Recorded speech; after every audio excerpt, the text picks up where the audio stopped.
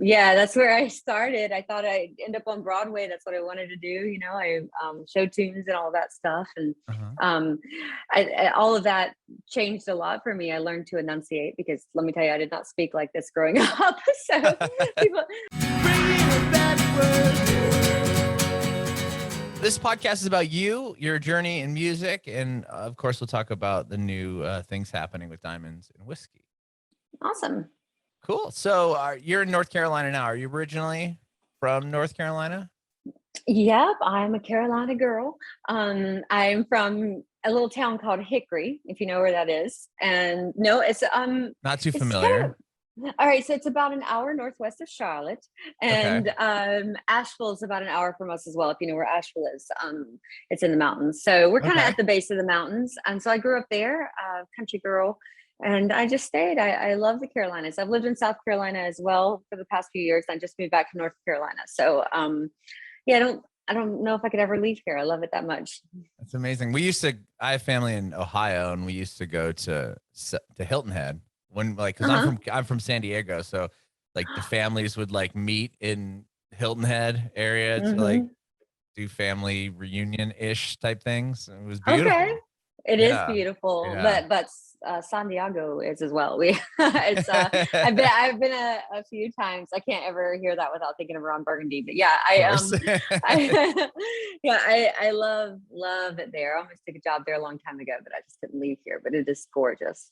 That is awesome. So what was it like? You said you grew up on the base of a mountain, or? Well, no, we're at the foothills. I was just saying, we have the Appalachians, so we have the mountains, and then Hickory is kind of like in the foothills. So it's like just hills before North Carolina starts flattening out. So we're just kind of at the foothills of the mountains. But I grew up on, 22 acres, and Wow.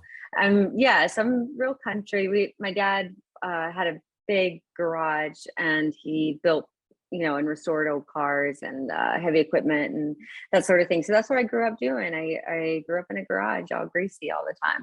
And Wow. yeah, and we had 3 ponds, and so I grew up fishing and camping and just being outside all the time. So very, very country upbringing. That's amazing. And what was it like? Cool. How did you get to music? Well, we were a very religious family, so we didn't have TV or radio growing up, and we went to church. I played hymns and sang hymns at church, and that's really how I got into it. I started playing piano when I was 4, and Wow. my dad was super talented, amazing vocalist and pianist as well, but he lost his right arm the year before I was born. So he also played guitar. So I never got to see him play stringed instruments, but he would play piano with me with his left hand. And so I think I just kind of got it from him, and I never really had lessons. I taught myself to read notes in middle school, and I became a concert pianist in high school, played for all the choirs, and then I began training to sing opera and did a lot of vocal training and competed,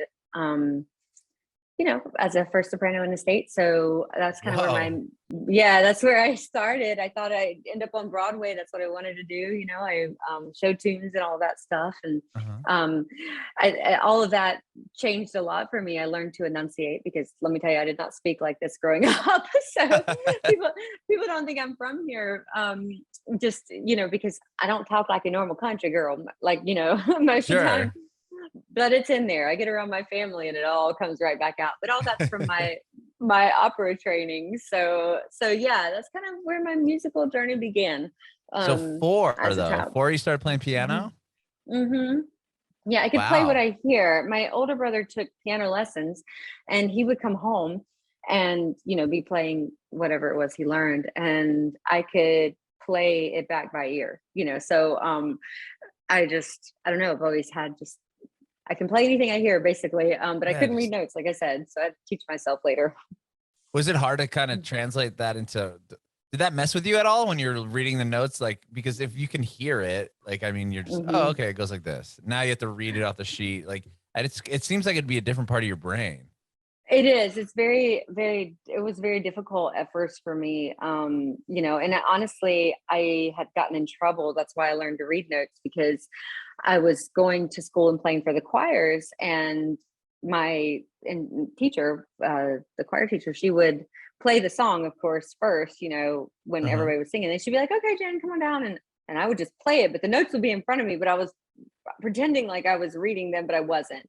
And she started catching on because I wasn't playing it absolutely perfect. You know, like there were, you know, when you're playing like the Hallelujah chorus and stuff, you're going to miss a note here and there or something minor. And she told me that I could not play for them until I learned to read notes. And I'm so glad she did, because I really needed to know how.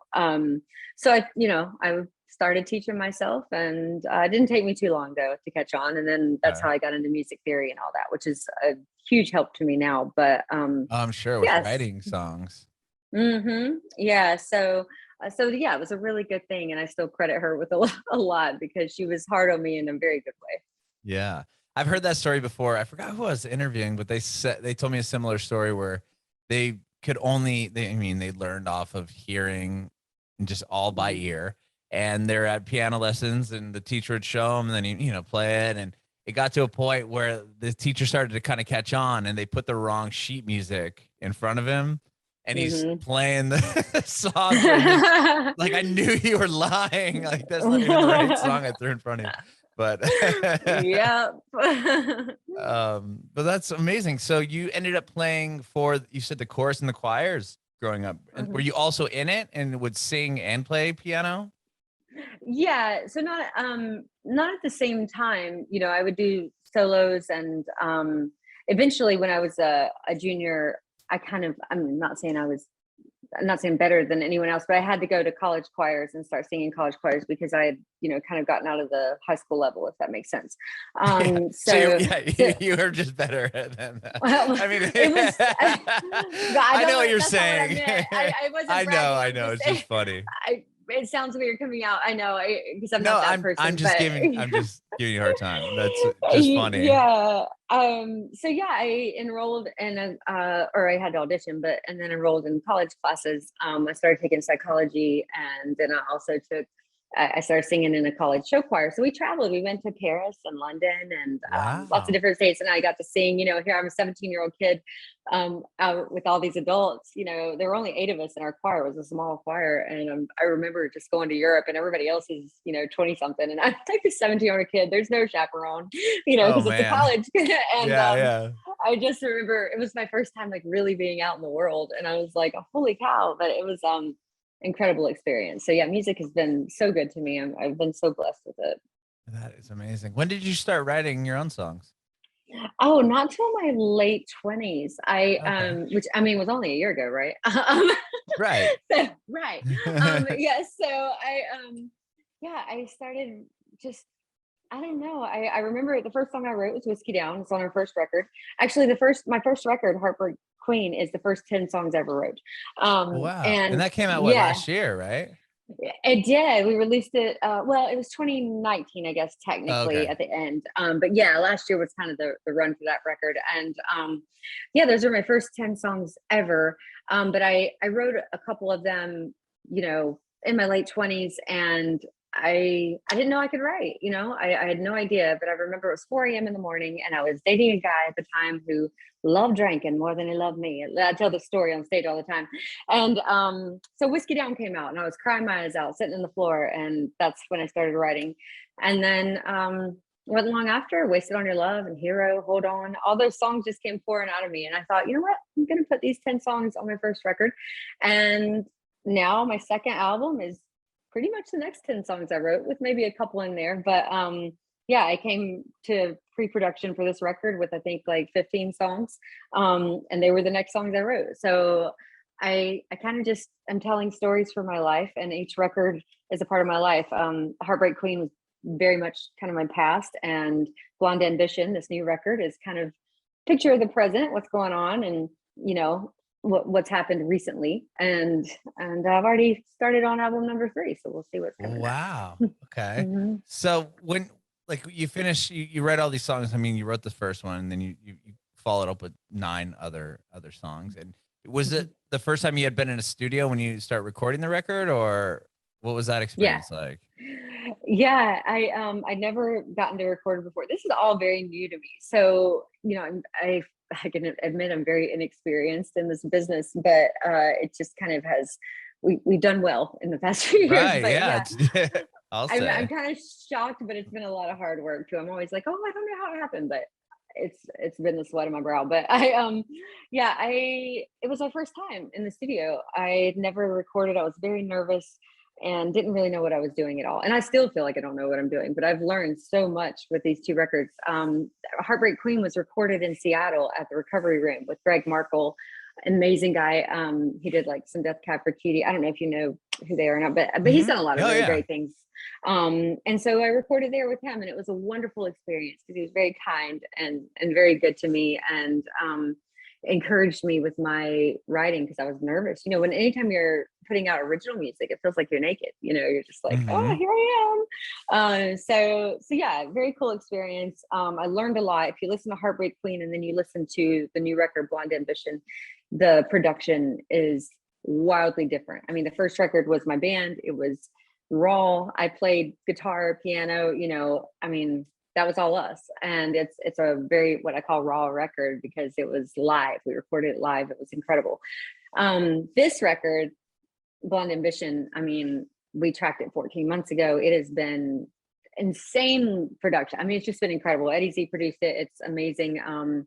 And totally different. I brought in a lot of pros from Nashville and New York. So I got to work with Grammy winners and like people that have been doing this for years. So I learned a lot on this album. And I'm excited to do it again. We're going back in the studio in a couple weeks and I can't wait. So yeah, I don't know. It's been an experience. Sure. Well, with the first record, you went all the way to Seattle to record it. Was there a reason behind that? I mean, traveled all the way across the whole country. Yeah, my guitarist at the time was one of Greg Markle's really good friends. So he called him up, and I think he wanted a really comfortable environment, especially for me because it was my first time.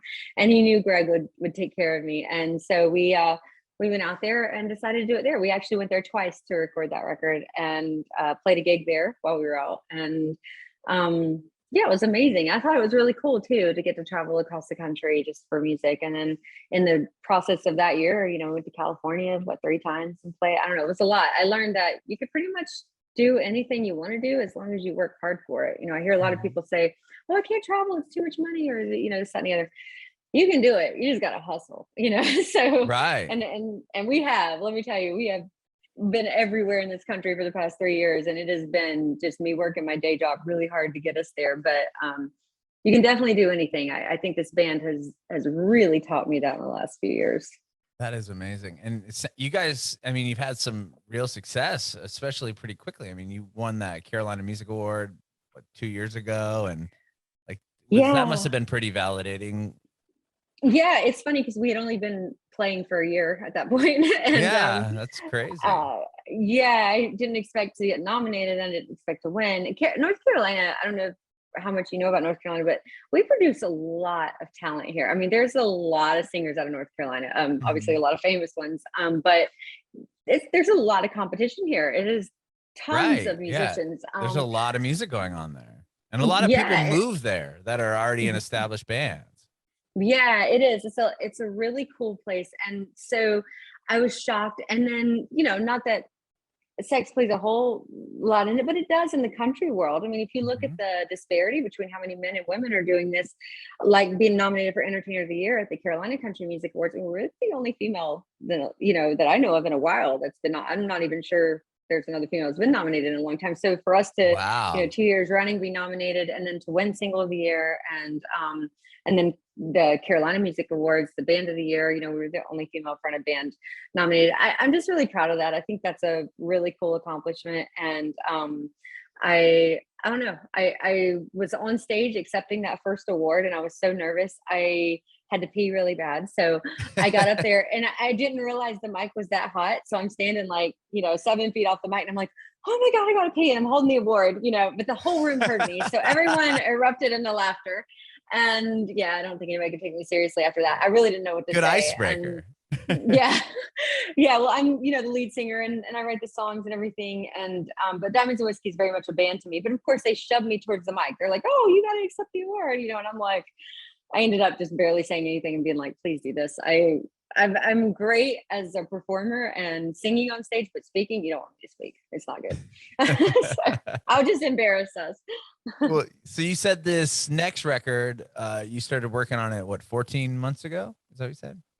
Yeah, we started tracking it 14 months ago. Mm-hmm. So that put us what, like in the midst of COVID? Yeah, it was in the very middle of COVID. So COVID hit about 6 months before that, or for us anyway, that's when it really started getting bad. And we lost all our gigs, and because we had this past tour planned for last summer, and we lost all those gigs, and then we got taken on by a new manager around the time COVID happened. And I don't know, I was just like, well, let's track a record, so we decided to do that instead. And it actually worked out because the players that I had come into the studio, honestly don't know if I could have afforded them otherwise. I mean, if I'm being honest, like it was almost like it was meant to be, because everybody was kind of looking for work and everybody wasn't out playing, so I was able to get these incredible players to come in, and they were just amazing. And so I try to find the silver lining in everything. And for me, that's the silver lining in COVID, is that I got this incredible record and I was able to afford it. So yeah, that was in the throes of that. And were you supposed to be on tour to support Heartbreak Queen at the time? Or is that the shows that you had going? Yeah. So we were supposed to be pretty much, I don't know if you've seen our tour dates from this summer, but most of those were carried over from the summer before. So it's like the fair circuit, big festivals. We pretty much only play big festivals and fairs and larger venues. So we had this whole tour planned, and unfortunately, when it rescheduled, it didn't reschedule in the same time frame. So instead of them being in a run, we then this past summer were bouncing from one place to the other. One day we'd be in Colorado, next day we'd be in Wisconsin. Like it was. So, when a lot of bands were canceling this summer because it was too expensive to do all that, I said we weren't going to do that. We went and played, and I worked my day job so hard just to get my band there comfortably, So 2 guys would drive our gear in my Tahoe with the trailer, and then some of us would be flying here and there and then catch a ride here. I mean, it was like this crazy logistics nightmare all summer. I'd be back here working for 2 days, fly back out, fly back in the next day, work a day, fly back out. Like, it was just like the most insane 3 months of my life, I swear. It was also the time of my life, though. It was the first time we ever toured like that, so, and now we've got a sponsor, and next year we're going to be a bus. I mean, it's just like, wow, it's moving fast. It's so cool. Yeah, I'm excited. I mean, we're already starting in March. Just got booked for a 10-day run. And then, we're booking into July now. It's just crazy. I don't know. I'm overwhelmed by it still. So that is so cool. So well, you've only put out a couple songs from the new record, right? Is it the new record's complete? So we're in mastering phase for the last 2 songs, so it's pretty much complete. We've released 2 singles. We're going to release another single, maybe 2, we'll see. But the whole record should be coming out at the beginning of the year. That's awesome. What was the first show you guys did back from COVID? Back from COVID, let me think. Well, we did play one in the middle of COVID, and South Dakota didn't close, and so we were booked at the South Dakota State Fair. It is the only gig we played that during COVID, and so we did get to play that, and that was amazing. And I don't get into politics; people can do whatever they want, so I don't stray into that. But I will say, in the middle of a pandemic where we had all been basically locked down and not able to see people, to go to South Dakota where COVID really wasn't rampant, and to see smiling faces, I got to tell you, that was like you don't know how much you miss something until it's gone, and I feel like that the distance that, I'm not an anti-mask person or anything like that, but the distance that puts between us, it's amazing when you can't see people's smiles, and all of a sudden you're able to see them for the first time in months, and it's like, oh my God, so emotional. I'd imagine it was. I cried when I got on stage in South Dakota. I cried. I was like, oh my God, like I missed this so much. So we got that one show in October last year, so it was a year ago, and then we didn't play again until April this year. And that's when it started. We played the barn at Paint and Fork, opening for Confederate Railroad, and that was near Asheville, North Carolina. We try to do like spring and then late fall in the Carolinas because it's not so hot here, Right. So that was my first gig back, and I was nervous. I was like, oh my gosh, I felt like a totally different person. I didn't know what I was doing. So it took me a few gigs to get back in the hang of it. Sure, yeah. get the rust off or whatever, however they put it. Right. So the most recent song that you put out is called Walk Hard. Mm-hmm. And it's got a cool like perspective on the song, right? Tell me about like what's the song about? Yeah. So, I mean, you think it's going to be your normal cheating song, when you're hearing the story, but it's actually, the song is talking to the next person, the person you're seeing after the person that broke your heart. And, because I think that's so, I don't know, relative in my life anyway. I wrote this song, true story. I had my heart broken and then I met someone else. And I was carrying my baggage from the previous relationship, and especially as a woman, we're emotional and don't trust easily a lot of times and not that guys don't either, but men and women are different. But anyway, we tend to be jealous, and I had trust issues, and I realized at the time, I was like, wow, I'm kind of making you pay for things you haven't even done, and so that's the line came out, walk hard down that line because my heart's still doing time. And I think a lot of times you're expecting someone to pick up the pieces when it's really not their job, but I think as humans, it's just what we do. So that's what the song's about. Yeah, I think a lot of people fight with that. You find out things about that has nothing to do with you or somebody did before they even knew you existed. And then you're like using it against them for whatever reason. You know what I mean? Yeah, I think a lot of, everyone's probably guilty of it in some aspect. I think probably so. I think so. I get that a lot when people hear the song. They're like, "Oh yeah, I get this. I feel this," because it's so true. And backcountry voodoo very much saying, cheating song with a twist on it because most people, I won't say everyone, most people I talk to have been through that. We've all been hurt by somebody in our lives typically, and that's just life. It doesn't mean that person's evil or whatever. Sometimes they are, but it doesn't mean that everyone is.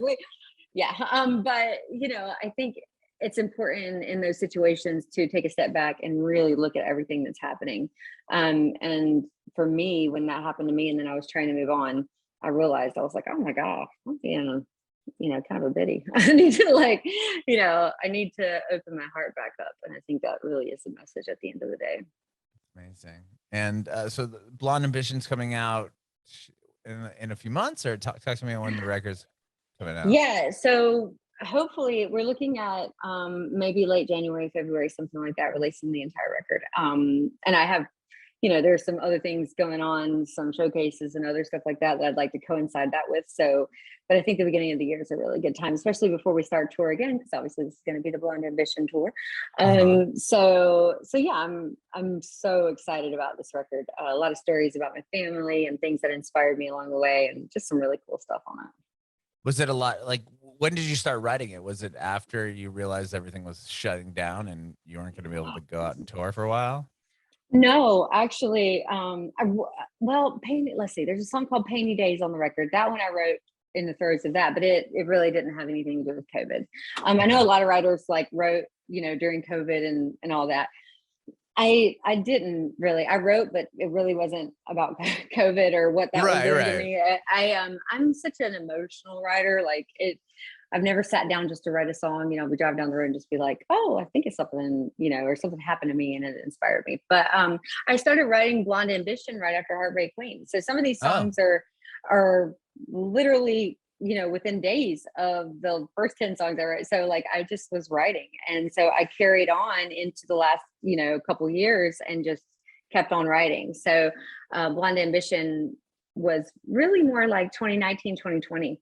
The beginning of 2020 when it was finished up, with the exception of one song. So yeah, I just keep on writing. And then I kept, writing some more. And so that's how I've got album 3 kind of going right now. So you said that you have almost the third one wrapped up. Yeah. So I don't know, I just write as things happen, and it's all from experience. There's not a song that I've written that hasn't been a story or something happened. I never just take a topic and go, oh, I'm going to write this song. It's always out of emotion. I'm angry, hurt, usually angry or hurt, or I'm, Heartbreak Queen, for example, is about being a player, as a female, but I mean, in my 20s I was. And so, it's a true story. Hooks is about being a badass woman, and I feel that when I'm on stage or even before, I've had Lyme disease for years, and I know so many women that have inspired me that have had cancer, and just so many things that have happened, and not even just that, abusive relationships, everything. So Hooks to me was about being an empowered woman. So every song has a story, and I'm going to stick to that, so I've got to learn to co-write, I think, at some point, but I'm nervous about it because I really don't know how to go in a room and just write. So, but we'll see how it goes in the future. Sure. So you write a lot of your stuff just on your own, and then present it to the band? Yeah. So I do. All of our songs I've written on my own. And with the last one, I mean, I didn't really present them to the band. I just did pre-pro and brought in players because my band's changed. Yeah, okay. Yeah. So now with the next record, I plan to do more of that with my band now that I have my core band. I didn't really have that before. People have come in and out, but now I feel like I kind of got a family, which is really awesome. But yeah, so I've written everything. And on a new record, I do have a co-write on Warrior. My guitarist, who is my best friend, we've been friends for a long time now, sent me a little paragraph via text one day. I was driving down the road, and it's freaking awesome words. And so I took that, and it reminded me of my dad. So I wrote this whole song about my dad because he only had one arm, and he was like this badass man. And yeah, so he has a co-write on the record. He's the first one. So I'm excited about that as far as, writing lyrics and being part of that. And yeah, I don't know. And then it ended up being great because my dad got to hear the song about 3 weeks before he passed away. So I was really excited that and that happened about 6 weeks ago. So for him to get to hear it. Sorry. No, it's okay. Like I mean, everyone goes through it. I've been through that, but it was really a great moment for me to get to give that to him, and for him to be excited about it, So I think things happen for a reason, but yeah, that's the only co-write I've got so far. But I'm hoping to expand that. That sounds like a special song. That's really cool that you were able to do that for him. That's awesome. Yeah, we open our show with it. It's pretty awesome. It's a kick-ass song. I'm very much into rock and roll. If you listen to my music, you probably know that. So there's a lot of that. I'm not your typical country artist. I don't know. People say we're like a country heart, so big vocal, and then we have a lead guitarist, but Emily, of course, she shreds the violin like a guitar, so it's really cool. That is so cool. And thank you so much, Jen, for doing this. I really appreciate you hanging out right now. This has been great. Oh, thank you. I appreciate you. I have one more question. I want to know if you have any advice for aspiring artists. Oh, yes.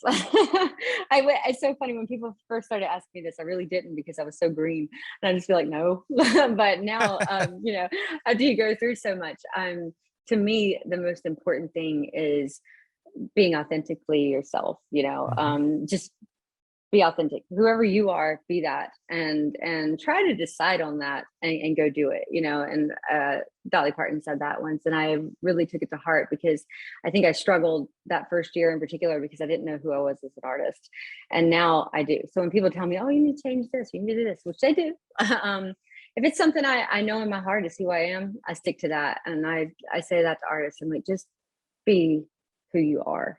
And write music the way you want to write. And I think at the end of the day, if you're doing something and it becomes something that isn't your own art, I can't even imagine being happy about that. So what would be the point?